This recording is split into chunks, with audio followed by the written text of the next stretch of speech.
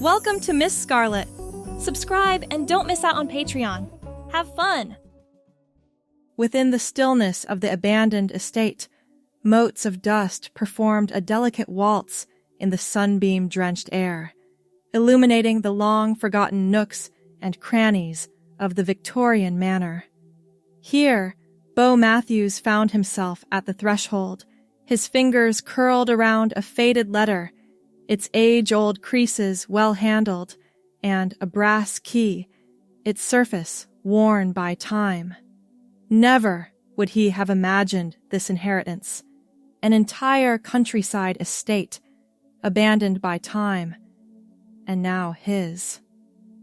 Grandma Eleanor, always full of surprises, Beau mused, his voice breaking the silence as he pushed open the door, its hinges groaning in protest, their cries echoing down the empty halls. He smoothed the collar of his navy shirt and stepped in, his shoes disturbing the dust, leaving behind a trail on the hardwood floor, untouched for years. The rights to this estate were entirely unexpected, and he, at the age of 32, was an unlikely heir. To the right, a sitting room filled with furniture hidden under similar coverings. To the left, a formal dining room with a chandelier that hung like a crystal specter. "Guess I should start somewhere," he sighed, setting down his duffel bag. The next few days blurred together in a haze of dust and discoveries. Each room revealed small treasures and personal touches that painted a picture of Eleanor Matthews more vivid than any Beau had carried in his memory. Antique books with pressed flowers between pages, delicate teacups with hand-painted designs, photographs of places he'd never seen, but that had clearly meant something to her. On the fourth day, Beau ventured into the attic. The sloped ceiling made him duck his head, and the single window allowed only a thin shaft of light to penetrate the darkness. He pulled a chain, and a bare bulb flickered to life overhead. That's when he saw it, an ornate trunk nestled between two larger storage crates. The brass latches had turned green with age, but the cherry wood still held its rich color under the dust. Something about it drew him forward, as if it had been waiting for him. "What did you hide up here, Grandma?" He wondered aloud, kneeling before the trunk. The latches resisted at first, then gave way with a satisfying click. When he lifted the lid, the scent of cedar and something floral, lavender perhaps, drifted up to meet him. Inside, wrapped carefully in tissue paper that had turned brittle with age, lay a garment of shimmering pink fabric. Gently, Beau lifted it from its resting place. As the tissue paper fell away, the gown unfurled like a flower opening to the sun. It was a vintage evening dress, the satin fabric catching the dim light and reflecting it back in soft, rosy hues. Crystal beading adorned the bodice, arranged in delicate floral patterns that must have taken countless hours to create by hand. The sweetheart neckline and cinched waist spoke of an era when elegance was measured in details. "This must have been beautiful on you," he whispered, imagining his grandmother as a young woman, perhaps attending a formal dance or gala. Beneath the dress lay a shoebox containing matching pink heels, a pair of long gloves, and a velvet jewelry box holding a crystal necklace and earrings. Everything was preserved with such care, as if waiting for one more night of splendor. Something compelled him to hold the dress against himself, to feel the cool satin against his fingers. Looking down at the way it draped against his tall frame, he felt an unexpected twinge of curiosity. "No one would ever know," he said to the empty attic. Before he could reconsider, Beau gathered the dress and accessories and made his way to his grandmother's bedroom, where an antique full-length mirror stood in one corner. He laid the dress carefully across the bed and began to undress, folding his navy shirt and beige pants neatly on a nearby chair. Standing in just his underwear, he hesitated, then reached for the gown. The satin slid against his skin like cool water as he stepped into it. He pulled it up over his hips, surprised at how the fabric seemed to conform to his body despite the obvious difference in proportions. When he slipped his arms through the sleeveless openings and tried to reach behind to secure the zipper, he encountered resistance. "Come on," he muttered, twisting awkwardly to reach the small zipper pull. It moved an inch, then stopped completely. No amount of gentle tugging or maneuvering would budge it further. The dress hung open at the back, but stayed in place, somehow fitting his frame better than it should have. Beau turned to the mirror, and the sight made him catch his breath. Even with the back unfastened, the dress looked oddly right on him. The pink satin complemented his fair skin, and the cut, designed to enhance feminine curves, somehow didn't look as out of place as it should have. "This is ridiculous," he laughed nervously, but didn't immediately move to take it off. Instead, he reached for the gloves, sliding them up over his forearms. The jewelry came next, the necklace settling against his collarbone, the clip-on earrings securing to his lobes. The shoes were too small, so he left them aside. For a long moment, he simply stared at his reflection, transfixed by the transformation. Something about it felt significant, though he couldn't articulate why. "Okay, enough playing dress-up," he finally said, reaching again for the zipper to remove the gown. The zipper wouldn't budge. Not down, not up. It seemed completely seized, as if the teeth had fused together over decades. "You've got to be kidding me," he groaned, twisting and contorting to see the problem. The more he struggled, the more firmly the dress seemed to cling to him. "I can't rip it! It must be valuable!" After 20 minutes of unsuccessful attempts, Beau gave up. "I'll try again tomorrow. Maybe some WD-40 or something."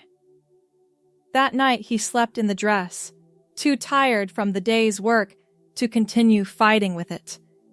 He removed the jewelry and gloves, but left the gown in place, careful not to tear the delicate fabric as he lay down. His dreams were vivid and strange. Scenes from another era, dancing in grand ballrooms, laughter and music swirling around him.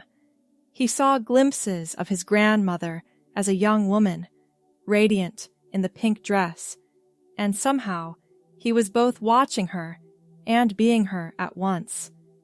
When morning light filtered through the curtains, Beau awoke feeling oddly refreshed despite the unusual sleeping arrangement. He immediately reached for the zipper, but it remained stubbornly immobile. "This is getting weird," he muttered, studying his reflection in the mirror. Was it his imagination, or did the dress fit slightly better today? The fabric seemed to hug his waist more naturally, and the bodice didn't gape as much across his chest. Throughout the day, Beau continued sorting through his grandmother's belongings, wearing the dress like an eccentric housecoat. He tried various household lubricants on the zipper when he found them in a utility closet, but nothing worked. By evening, he had resigned himself to wearing it for another night. "Tomorrow I'll cut it off if I have to," he decided, though the thought made him strangely reluctant. The next morning brought another subtle change. When Beau brushed his teeth, he noticed his face looked somehow softer, his features less angular. He rubbed his chin and realized with a start that there was no stubble, though he hadn't shaved since arriving at the house. "Stress," he concluded. "It's just stress playing tricks on me." Days turned into a week, and the changes continued. His hair, which had been a short brown cut, seemed to be growing at an accelerated rate and taking on a distinctly auburn hue. His waist narrowed, his hips widened slightly, and his chest developed the smallest suggestion of curves. The dress, meanwhile, fit him perfectly now. "This isn't possible," he whispered to his reflection, running his hands over the new contours of his body. But the evidence was undeniable. Something was happening to him, something connected to the dress and this house. In the second week, Beau found a journal hidden in his grandmother's desk. The elegant handwriting spoke of family secrets and ancient connections to rituals and energies most people had forgotten. Eleanor wrote of garments that could transform, of fabric that carried intentions and magic, of her own experiences with the dress currently adorning her grandson. "The dress chooses," one passage read. "It has been in our family for generations, passing from one guardian to the next. It seeks the one who needs its gift." Beau's hands trembled as he read further, learning of others in his family line who had undergone similar transformations, always becoming their truest selves, often different from how they began. As the third week began, the changes accelerated. His voice softened to a higher register. His auburn hair now fell past his shoulders in gentle waves. His face had completely transformed, features delicate and unmistakably feminine. His body had followed suit. The dress now filled out naturally at the bust and curved in at the waist before flaring over rounded hips. Strangely, Beau felt no panic. Instead, a growing sense of rightness settled over him. Or rather, her. The person in the mirror was unfamiliar but not unwelcome. This new self stirred memories of childhood wishes never voiced, feelings pushed aside and buried under expectations. "Hallie," she whispered one morning during the fourth week, the name coming to her unbidden but feeling immediately correct. "My name is Hallie." That day, the zipper finally moved, sliding smoothly down to allow her to remove the dress for the first time in nearly a month. But when Hallie stood before the mirror unclothed, the transformation remained. The dress had completed its work. The changes were permanent. Rather than fear, she felt a profound relief. The body she now inhabited matched something she had never acknowledged, even to herself. In the attic, Hallie discovered more trunks, these filled with feminine clothing spanning several decades, all preserved perfectly, all seemingly waiting for her. Vintage-inspired dresses in soft fabrics, tailored suits in pastel colors that complemented her auburn hair, delicate lingerie, and accessories for every occasion. "You knew," she said aloud to her grandmother's memory. "Somehow you always knew." The lawyer who had handled the inheritance seemed unsurprised when Hallie called to update her legal documentation. "Your grandmother left instructions for this possibility as well," he explained. "All the paperwork has been prepared. You need only sign." By the end of the month, Hallie stood in the foyer of the house, her house now, and made a decision. She would not sell the property as Beau had initially planned. This place had given her the courage to become herself. It was home in the truest sense. "Let's make you beautiful again," she told the house, running her hand along the dusty banister. The renovation began the following week. Hallie hired local contractors, but supervised closely, ensuring the house's character remained intact while bringing modern comforts to the ancient rooms. The pink dress was placed in a special display case in her bedroom, honored as the catalyst for her transformation. As autumn turned the surrounding trees to gold and crimson, Hallie settled into her new life. The house bloomed around her, rooms taking on color and personality that echoed her own transformation. The sitting room walls, once hidden behind faded wallpaper, now shone in soft mint green, complementing the restored Victorian furniture. The kitchen gleamed with new appliances that somehow didn't detract from its historical charm. In the evenings, she often sat in the garden, watching the sunset paint the sky in shades of pink, reminiscent of the dress that had changed everything. Her auburn hair caught the fading light, and her mint green cardigan kept the growing chill at bay. "Ms. Matthews?" The voice came from the garden gate one evening, startling her from contemplation. A woman stood there, perhaps in her mid-30s, clutching a folder to her chest. Her blonde hair was pulled back in a practical ponytail, and her gray blazer suggested business rather than a social call. "Yes, I'm Hallie Matthews," she replied, still savoring the rightness of the name on her lips. "I'm Diana Mercer from the Historical Society. We heard about the restoration work you're doing, and I wanted to discuss registering your property as a historical landmark." Hallie gestured to the empty chair beside her. "Please, join me. I'd love to hear more." Diana settled into the chair, visibly relaxing as she took in the peaceful garden. "This place has quite a history. Your grandmother used to allow us to conduct research here, but after she became ill..." She trailed off, then studied Hallie's face. "You know, you look remarkably like her when she was younger. I've seen photographs." "Thank you." Hallie smiled, touched by the comparison. "I never knew her well until the end of her life, but I feel connected to her now, more than ever." As they discussed the historical significance of the property, Hallie found herself drawn to Diana's passion and knowledge. When the historian mentioned returning with more documentation, Hallie readily agreed to a follow-up meeting. That night, looking through more of her grandmother's papers, Hallie discovered photographs of Eleanor as a young woman, standing proudly in front of the house, wearing the pink dress at what appeared to be a formal event, laughing with friends in the garden that still flourished outside. In each image, her grandmother radiated a confident joy that Hallie now recognized in herself. One journal entry particularly caught her attention. "The gift of transformation comes with responsibility.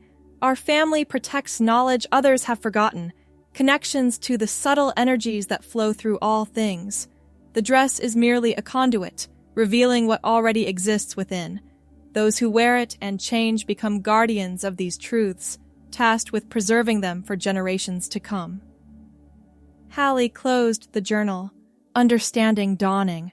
Her inheritance was more than property. It was a legacy of knowledge and responsibility. Over the following months, she immersed herself in her grandmother's records, learning about the energies that had transformed her and how they connected to the natural world. She planted an herb garden according to Eleanor's notes, arranged crystals at specific points throughout the house, and observed the subtle shifts in atmosphere as she implemented these ancient practices. Diana became a frequent visitor, ostensibly to document the historical features of the house, but increasingly to enjoy Hallie's company. Their professional relationship gradually warmed into friendship, then blossomed into something deeper. "You know," Diana said one winter evening as they sat before the fireplace, "when I first met you, I felt like I already knew you somehow." Hallie, wearing a soft lavender sweater dress that complemented her auburn hair, considered how much to reveal.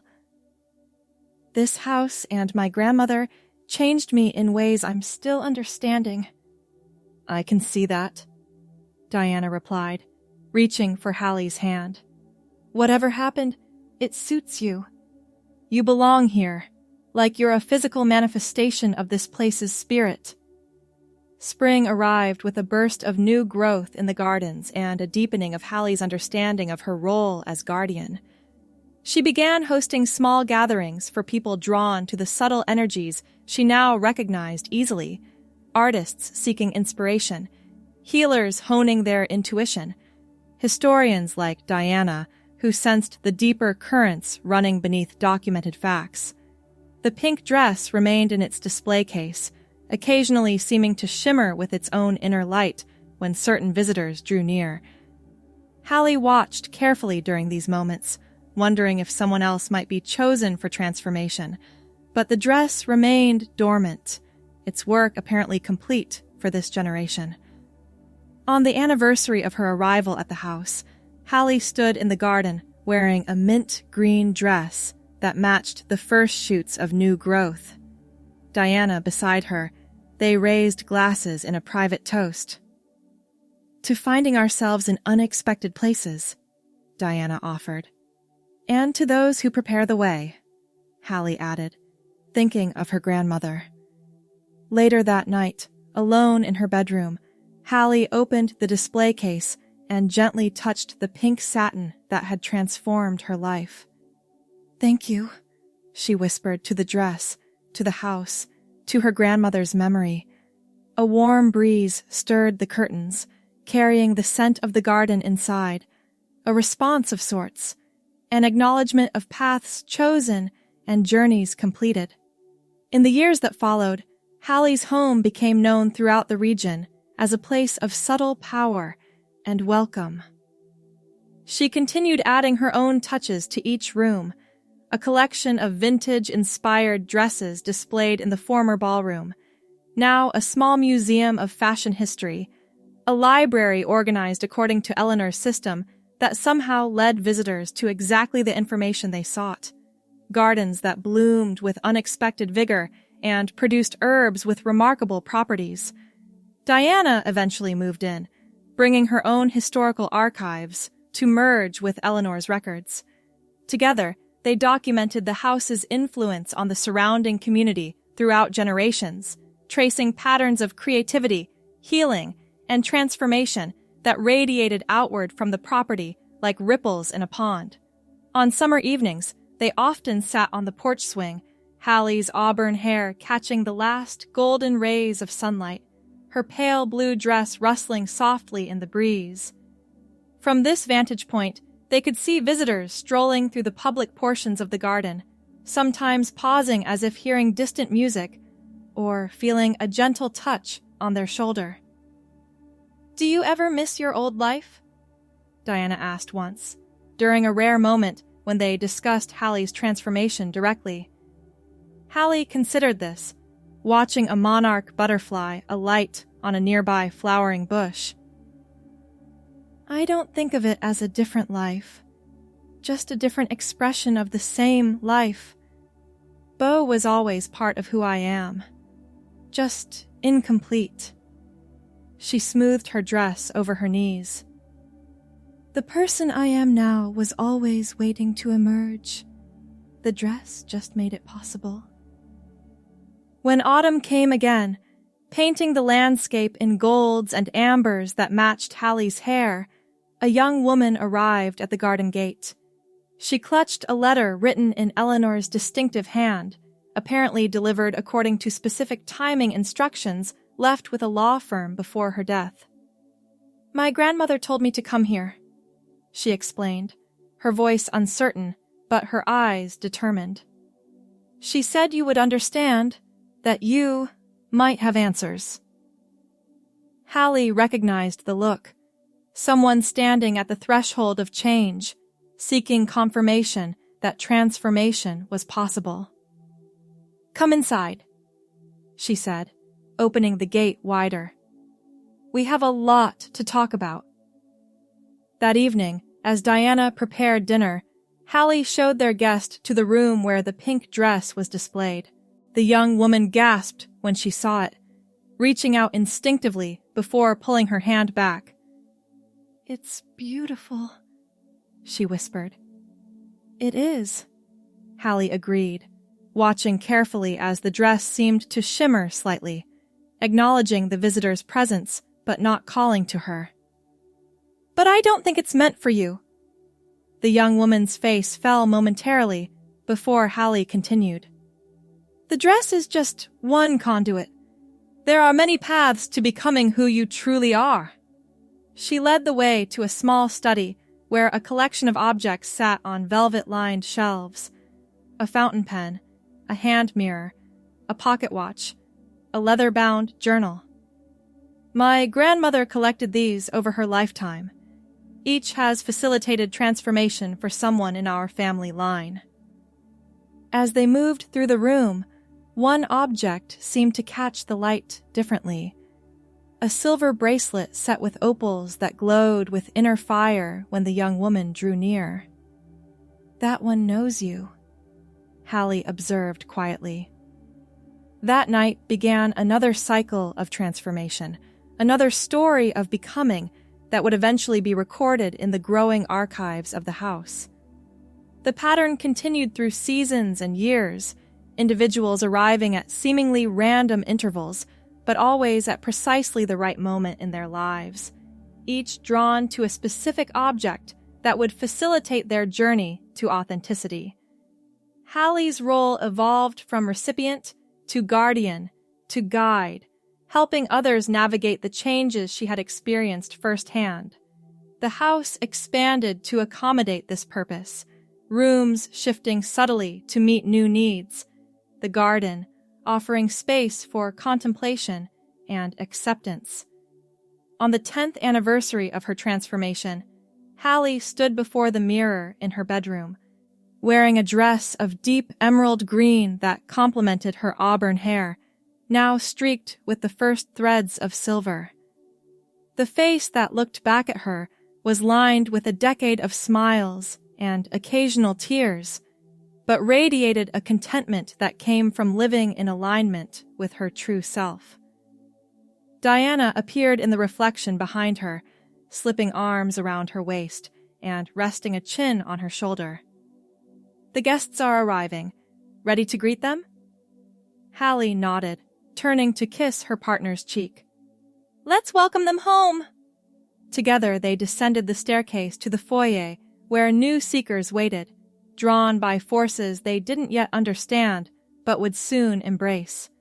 The pink dress watched from its place of honor, its work complete, but its legacy continuing through the woman who had once been Beau, now fully and joyfully Hallie, guardian of transformations, keeper of possibilities, mistress of a house where becoming one's true self was not just permitted, but celebrated.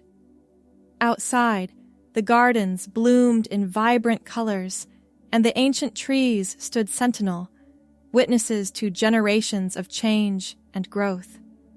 Within these boundaries, magic still happened, not the showy illusions of fantasy, but the deeper magic of authenticity, of barriers dissolved and true natures revealed.